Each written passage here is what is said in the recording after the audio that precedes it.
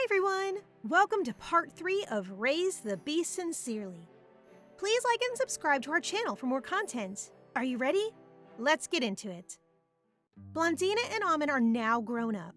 He invites her to assist at his coming-of-age ceremony, and on their way back, they stop at the inn she used to work at so she could confront her ex-employers. Almond wakes Blondina up for breakfast. She quickly washes up and they go to the common area where they discover that the innkeeper has been attacked and injured during the night. The woman begs Blondina on her knees to not kick them out after what happened and calls her ungrateful after she refuses. The princess is not having it. She reminds her of all the bad treatments they gave her back then and affirms that they are lucky she doesn't seek revenge. Otherwise, they would have both been dead already. She leaves with Almond, happy to have finally been able to close this chapter of her life. Later at the Imperial Palace, Lart enthusiastically inquires about the ritual to his sister and how large the divine beasts really are. As he wonders why she was the one invited when he is the apparent heir to the throne, she makes him realize how dangerous are both his sister and his heritage.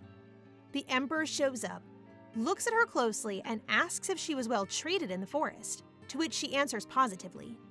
He cannot help but see how much she looks like her mother growing up and pats her head. Adelaide witnesses the whole scene from afar, heavily jealous of the attention Blondina gets from their father. She acknowledges being the one hiring the brigands who attacked her sister in the forest and is irritated that they didn't do the job properly. It has been a few weeks now that Almond left to attend the final battle to determine who will become the new leader of the divine beasts. Before leaving, he told Blondina that he would be absent for an entire month, not concerned at all about the outcome of the ritual, yet she keeps on worrying as she doesn't want him to get hurt. The day after, she suggests to Lucy that they go together to the forest of the divine beasts to pick up some mushrooms and taste some raspberries. Lart, who is passing by, offers to escort them. In the forest, the ladies crouch on the ground to observe the mushrooms. As Blondina tells Lucy about some species, Lart is unimpressed and takes the opportunity to make some nasty comments about his sister's commoner background, and is shocked when Lucy defends her friend. They get up to leave, and Blondina tells him that he can join them only if he apologizes. Surprisingly, he proceeds sincerely, proving to Blondina how much he cares for Lucy if he is willing to change his behavior to please her. After walking for quite a time now, Lart starts to worry, and despite Blondina's confidence, she also starts to feel off and suggests moving back to the palace. However, they get lost, and as Lart feels an incoming danger, he draws his sword and brings the two ladies in his arms to protect them. The two siblings start to argue on who is responsible for this situation, each one taking the blame. Lart for allowing this walk into the forest, and Blondina to suggest it in the first place. However, as she witnesses how protective the prince has become, Blondina realizes that this is the first time she feels him as a brother. A wild, aggressive bear appears from behind the bushes, so Blondina orders Lart and Lucy to head to the left while she attracts the beast in the opposite direction. Lart protests, but too late, she starts running, calling Almond. A bit further, she falls on the ground, scared, nonetheless happy that Lart and Lucy could have run away. As the bear approaches, she thinks about her cute little cat and closes her eyes. A scratching noise resounds, and she opens her eyes to discover Almond in his adult leopard form. Blondina prevents him from killing the bear, stating that it is her fault if it attacked her. She suddenly remembers Lucy, and Almond gets angry at her, saying that she shouldn't be in the forest currently because the magic is unstable. They go find the two others, and Lart jumps scared seeing Almond.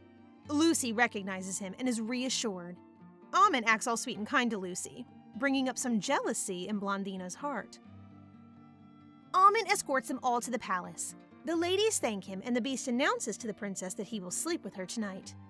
Facing her confusion, he asks if she is afraid of him and states that no matter what, she cannot be afraid because she belongs to him. In her bed with Almond beside on the floor, Blondina is concerned. She asks him if he likes Lucy, which he answers positively without any form of hesitation, which upsets her because she finally realizes, after all these years, that if she enjoys his presence so much, it's because she loves him. The day after, Lart is scolded by the Emperor during a family tea party for his reckless idea to get lost in the forest of the divine beasts. The day before, the prince told Blondina that he would indeed take all the blame to himself because she was the one risking her life to save them. The emperor inquires about the beast that escorted them back, and Blondina explains that she befriended one of them when she went to the coming-of-age ceremony, making the emperor think about a new plan to improve the relationships with his clan, based on an official invitation to the palace. Lart, who knows the truth about Almond, teases Blondina and inquires about Lucy. The two's behavior upsets Adelaide. Lart mentions the Marquess Philip Rodson, who left a few years ago and finally turned back, piquing Blondina's curiosity. Back in her room, Magetto pleads with the princess to never scare him the way he got when she was lost in the forest. She promises and turns to Lucy, asking her first who she likes most between Almond and Lart, and second, who she would marry between Almond and Lart. The lady-in-waiting answered first Almond, then Lart. At the palace's dungeons, Adelaide finds a blonde-haired man with golden eyes. In Blondina's room, Magetto is utterly confused. How can Lucy choose to marry Lart if she still likes Almond? She explains that even if she likes Almond, she doesn't love him, and furthermore, he is a beast and she is a human. At night, the princess thinks about the whole situation. Almond appears behind her, brightening her mood. She hugs him tight, but he separates them, way more conscious than her about the fact that they are now two grown-ups. She asks him if he got hurt during his ritual battles, and if him saving her the day before impacted it. He announces to her that he is now the leader of the Divine Leopards, so no one can dictate his behavior anymore. Somewhere in town, Philip Rodson is finally back from his studies abroad, and only thinks about meeting with Blondina. A few days later, Lart enters Blondina's room, asking her to give Lucy some free time so he can invite her to the opera. She approves, and when the prince offers to the lady-in-waiting, she looks at them, a bit jealous of their love. She thinks about Almond and mentions out loud how beasts and humans are not meant to be together due to their race difference. Almond, who is right behind her, is triggered by her words. He angrily states that this difference doesn't matter at all to him and that he didn't work this hard to be rejected like that. Blondina calms him down and goes to lay against him. As they hug, Almond asks her if she's still afraid of his appearance, which she denies. She admits being concerned at the beginning, but now she is fine, and when she mentions that she can never be afraid of him, he blushes hard and runs away suddenly, breaking the door. 2 weeks later, Blondina plays chess with Magetto. She is distracted by Almond, who's been absent since he brusquely left. Philip Rodson is announced at the door, and she lets him in. He kneels in greetings and gives her a red rose bouquet. He offers her to catch up after all this time with the walk, but she is concerned about Magetto not being able to keep his beak shut, so she dismisses the young man. He is surprised by the rejection, but complies and leaves. Blondina looks at the bouquet, not fooled by the Marquess's intentions. However, her plans are totally different as she wants Almond and humans to ally with the divine beasts. Speaking of the devil, Almond shyly shows up. She hugs him, relieved that he finally came back. He notices the bouquet and gets started out of jealousy and breaks the vase. Out of rage, he demands that she never ever let any random people enter her room. He possessively states that she is his and that her room is his territory, so he won't hesitate to rip off any intruder's throat. He calms down and lays beside her, his head on her knees, when she asks him why he doesn't turn to his human form anymore. He replies by changing form and takes her in his arms. She goes speechless in front of his inhuman beauty. He lays her on the bed, kisses her hands, arms, cheeks, jaw. Yet she is still desperately dense about his intentions, since he always acts this way in his beast form. However, she cannot deny that she feels good. Almond admits that he didn't show this form prior because he was concerned that she might be scared of him. He hugs her tight and she stops him, saying that it's enough kissing for now. Almond smirks and requires sleeping with her in her bed that night since he is in his human form, which she shyly agrees to. Facing this cute innocence, he decides to let her off the hook. For now. Elsewhere in the palace, Adelaide meets the Emperor in his office, complaining about how much she misses seeing him. He offers her to go on a trip together after the inaugural ceremony he is organizing for the divine beasts. She not so innocently asks why he stopped looking for the descendant of Baraham. She promises to keep going on with finding this person, which makes him remember that he was the one asking her several years ago. He considers this idea as a backup plan if Blondina fails befriending the beasts, and gives her a key. As she promises to fulfill her duty, Lart is announced and she leaves. The prince inquires about Blondina's mother, but the emperor is not fooled and knows perfectly that Lart is here more to talk about Lucy than this woman. He encourages him to work hard to become an emperor so respected that nobody will ever dare to question his decision or steal what belongs to him. The next day, the hunting tournament takes place, held in the Divine Beasts Forest. The emperor announces the beginning of the hunt, and Blondina gets bored, figuring that Adelaide will once again receive all the game's offers. Then, she notices Philip Rodson on his horse. The ladies are waiting together for the hunters to come back with their games, casually talking about the rest of the event. At some point, one of them mentions a large black leopard wandering around the palace lately, which triggers Blondina. Of course, they are talking about Almond, since he's not a kitten anymore. It's harder for him to hide when he sneaks in and out.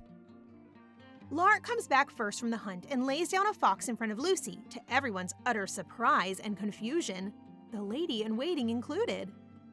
Adelaide is not having it and lectures him about his poor choice of women.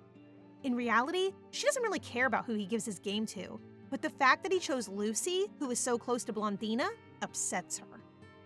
Lart barely listens to her and turns back to the hunt, heavily motivated to become more powerful.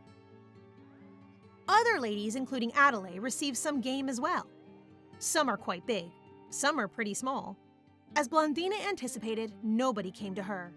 Nobody except one man, Philip Rodson, who bestows her a bear. The emperor is about to announce Philip as the great winner of the tournament when Almond shows up in his beast form. He heads directly to Blondina, looking at no one else. He puts his head onto her lap and declares that he is the game she hunted. He dreamt about this day since she told him that she was not someone worthy of a game during the tournament. Everyone around is shocked by this event, but the emperor has never been prouder of one of his children and announces her victory. Philip, while everyone congratulates the princess, is humiliated as he feels the anger grow within, directed towards the beast. Adelaide shows up to tease him about marrying her. After the tournament, Almond and Blondina act all lovey-dovey to each other in the forest. Seeing them, Lart asks Lucy if the two are dating, which the young lady is not quite sure, but supposes well. The prince remembers his past relationship with his sister and her beast, and happily realizes that this new situation between them might actually become useful for his ascension to the throne. Elsewhere, Adelaide's feelings toward her sister haven't changed a bit, and she surely assembles the pieces of her plan to destroy her and her beast. A few days later, Blondina is in her room chatting with Lucy and Magetto about the upcoming family trip. She asks the sparrow if he had seen Almond lately, to which he replies that he might be at the springs. She steps into the forest looking for her beast when she encounters Shanti, one of the leopards Almond had to fight after the coming-of-age ceremony. She appeared because she smelled Almond's scent on the princess. Blondina asks where she can find him, and Shanti answers that it's too dangerous for her to meet him currently since he is out of control. Oh my god, this girl is so dense it hurts! That's all for today, people. I hope you enjoyed this video. If so, let us know in the comments, and like and subscribe to our channel so we can produce more content. See you soon!